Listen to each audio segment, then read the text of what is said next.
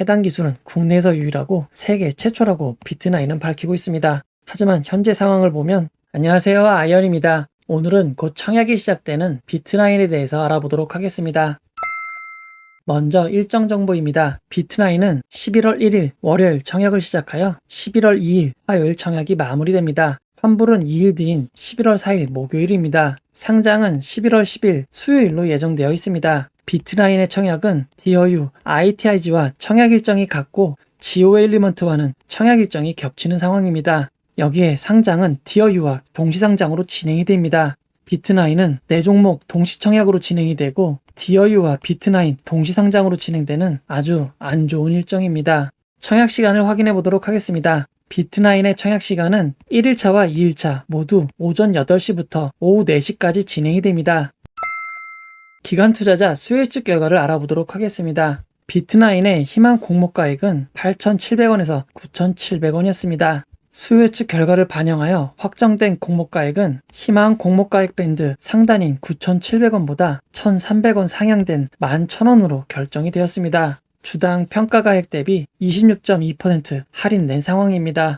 비트나인의 수요일측에 모두 1,642곳의 기관이 참여했습니다. 종합경쟁률은 1,662.29대 1을 기록하였습니다. 운용사가 가장 많이 참여를 하였고 해외 기관도 적지 않게 참여했습니다. 비트나인의 수요일측 경쟁률은 올해 평균 경쟁률인 1226.28대 1보다 제법 높은 상황입니다. 올해 진행된 수요일측 경쟁률과 비교를 해보면 비트나인은 플래티어, 엔캠보다 경쟁률이 조금 더 높고 자이언트 스텝보다는 조금 낮은 수준입니다. 올해 진행된 수요일측 중 14번째로 높은 경쟁률을 기록하였습니다. 수요일측 경쟁률은 매우 높다고 할 수 있습니다. 기관 투자자 수요일측 분포를 알아보도록 하겠습니다. 수요일측에 참여한 기관 중 대부분인 1,558곳이 밴드 상단 초과로 참여했습니다. 밴드 하단 미만은 단 한 건밖에 되지 않습니다. 수요일측 분포를 건수 기준 그래프로 살펴보면 상단 초과가 96.11%, 상단이 3.58%로 거의 대부분인 99.69%가 상단 이상인 상황입니다. 수요일측 분포도 매우 좋다고 할 수 있습니다. 수요일측 분포를 히트맵으로 살펴보면 색이 밝을수록 상대적으로 많은 것입니다. 운용사가 상단 초과에 가장 많은 참여를 한 것을 알 수 있습니다. 수요일측 분포 비율을 알아보도록 하겠습니다. 희망 공모가액 밴드 상단인 97,000원을 훨씬 뛰어넘는 11,000원 이상 참여한 비율이 93.8%나 됩니다. 기관 투자자 수요일측 분포가 워낙 좋았기에 공모가는 11,000원으로 상향되게 된 것입니다. 수요일측에서 가장 중요한 의무보유 확약을 살펴보도록 하겠습니다. 기관 투자자들의 의무보유 확약 신청은 건수 기준 5.85%, 수량 기준 5.97%입니다. 올해 평균 의무보유 확약이 17.12%입니다. 비트나인의 5.97%는 평균보다 매우 낮은 수준입니다. 올해 진행된 수요일측의 의무보유 확약 결과와 비교를 해보면 비트나인은 CNC 인터내셔널, 제주맥주, 뷰노, 모비릭스보다는 조금 높은 의무보유 확약을 기록하였지만 이노뎁보다는 조금 낮은 수준을 기록하였습니다. 올해 진행된 수요일측 중 22번째로 낮은 의무보유 확약을 기록한 것입니다. 높은 경쟁률에 비해 의무보유 확약은 조금 낮은 것 같습니다. 기간별 의무보유 확약을 살펴보면 3개월이 가장 많은 3.6%, 1개월이 1.86%, 15일이 0.5%를 차지하고 있습니다. 3개월 비율이 높은 편이지만 워낙 의무보유 확약이 적어 큰 의미를 부여하기는 어려울 것 같습니다. 수요일측 결과를 기관 투자자 경쟁률과 의무보유 확약 수치의 좌표로 나타내면 비트나인은 경쟁률은 높지만 의무보유 확약은 상당히 낮은 상황입니다. 비트나인의 의무보유 확약 수치는 낮지만 올해 진행된 청약 중 수요일측 경쟁률이 높은 경우 상장일 시초가가 공모가보다 낮을 가능성은 2.2%밖에 되지 않는 상황입니다. 수요일측 결과로만 놓고 본다면 비트나인의 청약은 어느 정도 안정성은 보장이 되는 것 같습니다. 청약 기본 정보를 확인해 보도록 하겠습니다. 비트나인의 공모 규모를 확인해 보면 우리사주조합에 2.9%의 주식이 배정되었고 일반 청약자의 25%, 기관 투자자의 나머지 72.1%가 배정되었습니다. 우리사주조합에 배정된 규모는 약 7억 원입니다. 이를 직원수 38명으로 나누면 1인당 1,754만원 규모입니다. 1인당 배정 규모가 적기에 실권 가능성은 낮아 보입니다. 비트나인의 청약은 하나금융투자 단독으로 진행이 됩니다. 일반 그룹의 경우 25,000주를 청약할 수 있고 25,000주의 청약 증여금은 1억 3,750만 원입니다. 우대그룹은 2배인 5만 주를 청약할 수 있고 5만 주의 청약 증거금은 2억 7,500만 원입니다. 하나금융투자는 청약 수수료 2,000원이 있고 청약 기간 중이더라도 비대면으로 계좌 개설하시면 청약에 참여하실 수 있습니다. 최소 단위 청약과 청약 증거금을 알아보도록 하겠습니다. 최소 단위 청약은 10주이고 10주의 청약 증거금은 5만 5천 원입니다. 균등 배정 방법을 살펴보도록 하겠습니다. 이전 하나금융투자에 단독으로 진행되었던 맥스트의 균등 배정 결과를 보면 50%로 고정된 것을 확인할 수 있습니다. 이번 청약도 균등 배정이 고정될 가능성이 높습니다. 비트나인의 구주 매출을 확인해 보도록 하겠습니다. 비트나인은 새로 주식을 발행하는 신주 모집 100%입니다. 기존 주주가 주식을 매각하는 구주 매출은 없습니다. 공모를 통해 모집된 금액은 발행 재비용을 제하고 비트나인에 입금되게 됩니다. 회사에 입금되는 자금은 223억 원입니다. 공모자금의 사용 용도를 살펴보면 대부분인 184억 원이 제품과 연구 개발에 사용될 예정입니다. 공모자금의 사용 용도는 매우 적정한 것 같습니다. 상장일 유통 물량을 알아보도록 하겠습니다. 비트나인은 공모가 11,000원 기준 상장 시가총액이 1,139억 원입니다. 상장일 유통 가능한 기존 주주가 공모 주주보다 많은 상황입니다. 기관 투자자들은 의무 보유 하격 신청을 많이 하지 않았습니다. 그에 따라 의무 보유 하격이 2배 이상 배정된다 하더라도 상장일 유통 가능 비율은 크게 낮아지기 어렵습니다. 상장일 예상 유통 가능 비율은 40.07%이고 시가총액을 반영한 상장일 예상 유통 가능 금액은 456억 원입니다. 올해 상장 종목들의 유통 물량과 비교해보면 비트나인은 바이오다인, 라온테크와 유통 물량이 비슷한 상황입니다. 상장일 매각 가능한 기존 주주에 대해서 조금 더 자세히 알아보도록 하겠습니다. 상장일 유통 가능한 기존 주주의 물량은 약 232만 주입니다. 벤처금융이 58%를 차지하고 있고 은행, 보증기금이 30%, 개인 주주가 11%, 유통 가능한 우리사주조합 물량이 0.69%입니다. 주주가 얼마 되지 않아 장외 거래는 의미 없는 상황이니 주의하시기 바랍니다. 먼저 30%의 지분을 보유한 은행과 보증기금을 살펴보면 한국산업은행, 기술보증기금, 중소기업 3곳으로 구성되어 있습니다. 이들은 일부 물량은 1개월 자발적 보호 예수를 하였습니다. 한국산업은행, 기술보증기금은 자발적 보호 예수를 한 물량이 상당히 많은 상황입니다. 따라서 상장일 빠르게 매각하여 남은 지분 가치를 떨어뜨리진 않을 것으로 보입니다. 다만 중소기업은행은 자발적 보호 예수 수량이 조금 낮은 점 주의하시기 바랍니다.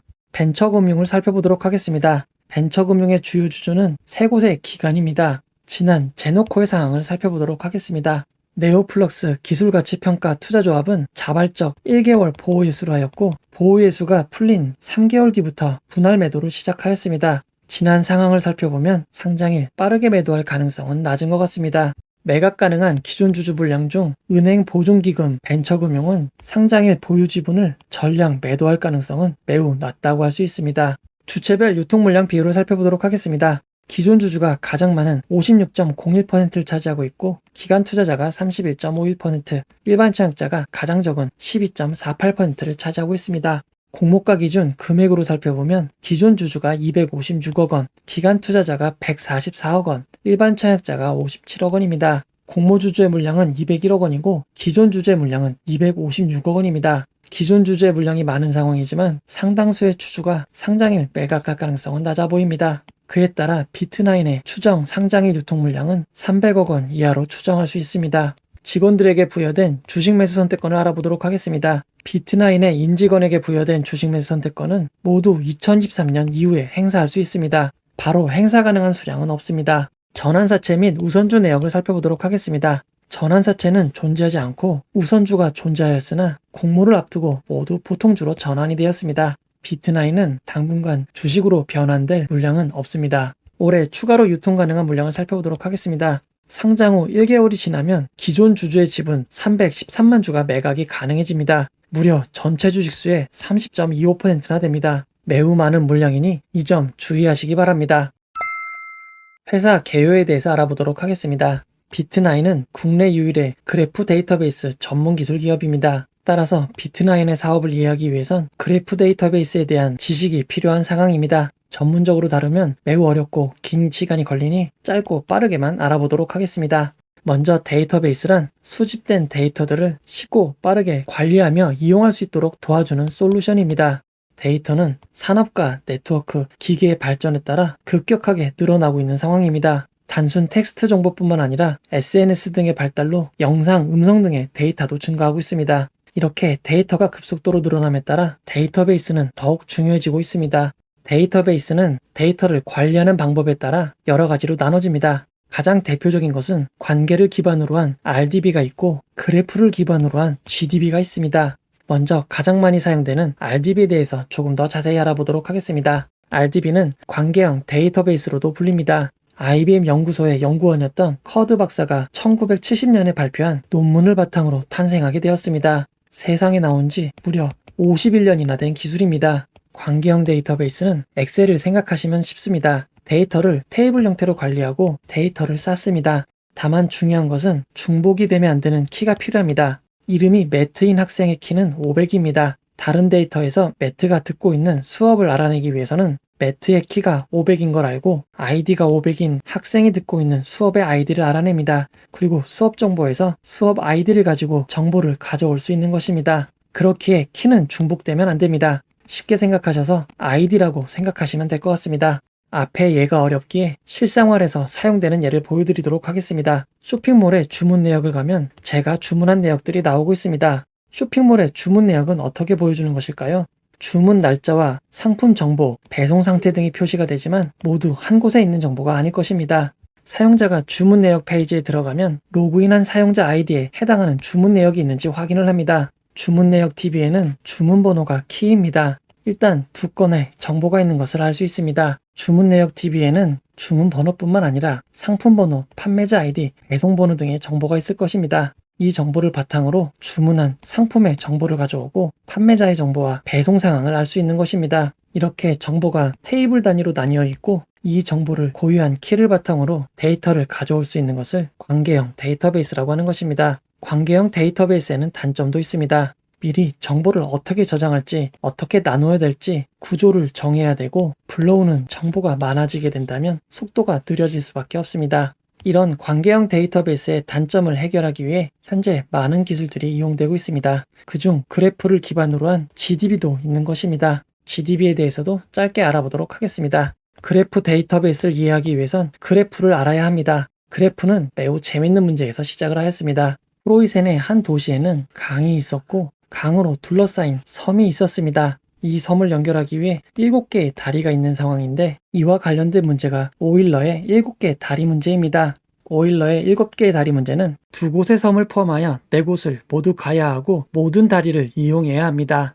하나도 빠지면 안 됩니다. 같은 다리는 한 번만 건너야 되는 것입니다. 쉽게 생각하면 한복 그리기랑 똑같다고 할 수 있습니다. 매우 단순해 보이지만 이것에 대한 해법을 찾기란 쉽지 않았습니다. 오일러는 이 문제를 해결하기 위해 그래프를 창안하였습니다. 방문해야 되는 지역을 꼭지점으로 놓고 다리를 선으로 연결해 본 것입니다.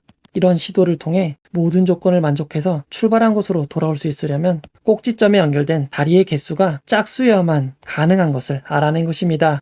이 도시의 다리 문제는 아예 짝수인 것도 하나도 없기에 불가능했던 것입니다.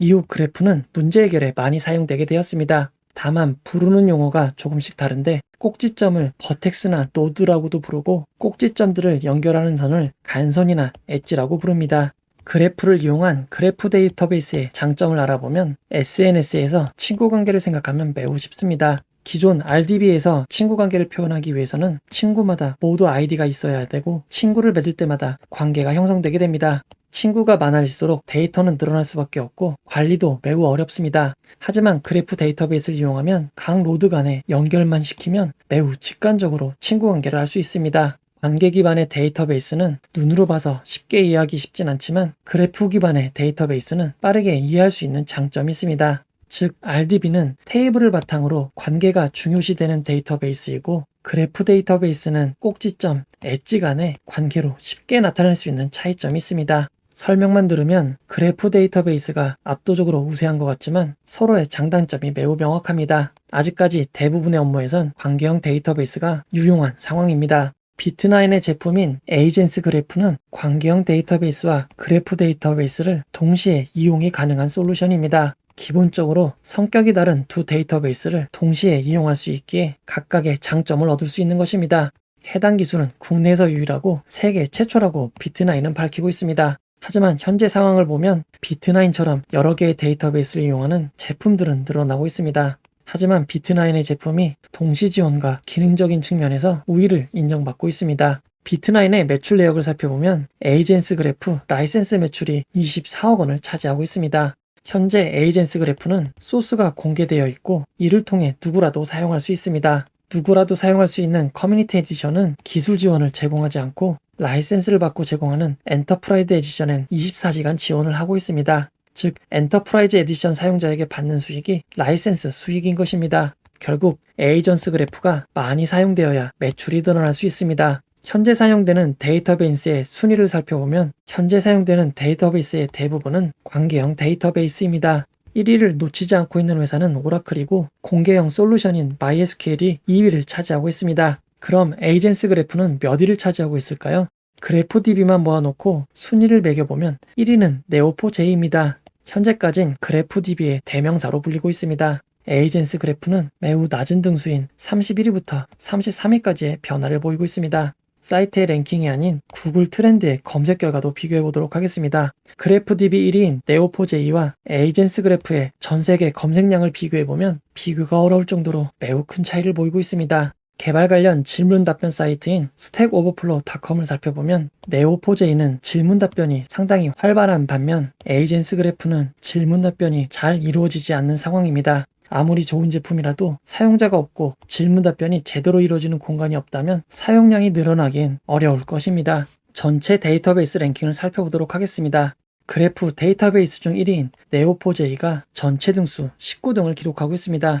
비트나인의 에이젠스 그래프는 상대적으로 저조한 323위를 차지하고 있는 상황입니다. 정리를 해보도록 하겠습니다. 데이터베이스는 모든 곳에서 필수입니다. 데이터가 늘어나고 빠른 처리가 중요해지면서 기존 관계지형적 데이터베이스인 RDB가 맞지 않게 되었습니다. 앞에서 소개해드린 그래프 데이터베이스 외에도 키밸류, 도큐먼트, 와이드 컬럼 등과 같은 다양한 기술이 RDB의 단점을 채우고 있습니다. 비트나인의 에이젠스 그래프는 관계형 데이터베이스와 그래프 데이터베이스를 동시에 지원할 수 있는 훌륭한 솔루션입니다. 벤치마크를 통한 결과를 보면 현재 1위 그래프 데이터베이스 솔루션인 네오포제이보다 성능은 월등히 좋습니다. 비트나인의 2020년 그래픽 데이터베이스 매출 순위를 보면 9위이고 시장 점유율은 1.5%입니다. 하지만 시장 상위 업체들이 오라클, 아마존 AWS, 마이크로소프트, IBM, 네오포제이 등 너무나 막강한 경쟁자들입니다. 이들을 제치고 극적으로 높은 등수로 상승하기란 현재로서는 쉽지 않아 보입니다.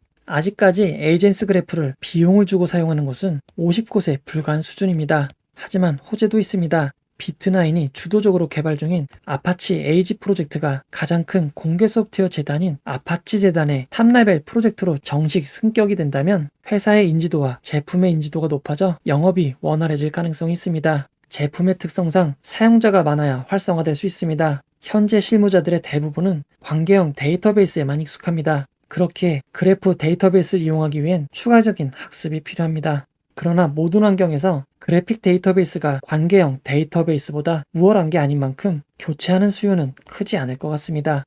결국 신규 프로젝트를 최대한 유치해야 될 것 같습니다. 결론을 내려보도록 하겠습니다.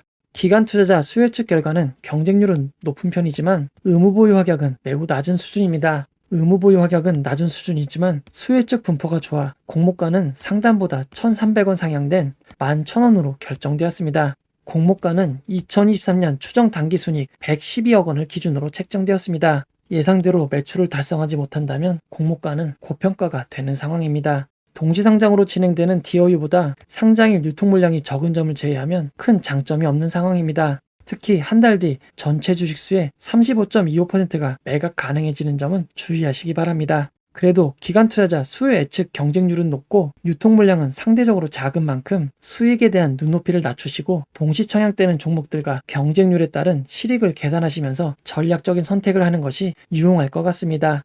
이 영상은 후원회원 여러분들의 후원과 구독자 여러분들의 슈퍼땡스, 댓글을 통한 따뜻한 격려를 통해 제작되었습니다. 항상 고맙습니다. 이 영상은 투자 권유가 아니며 투자는 오롯이 투자자의 판단으로 이루어져야 합니다. 혹시 영상에 잘못된 점, 보충이 필요한 점은 채널의 커뮤니티 게시판이나 영상 고정 댓글로 안내해 드리도록 하겠습니다. 이 영상을 봐주셔서 고맙습니다.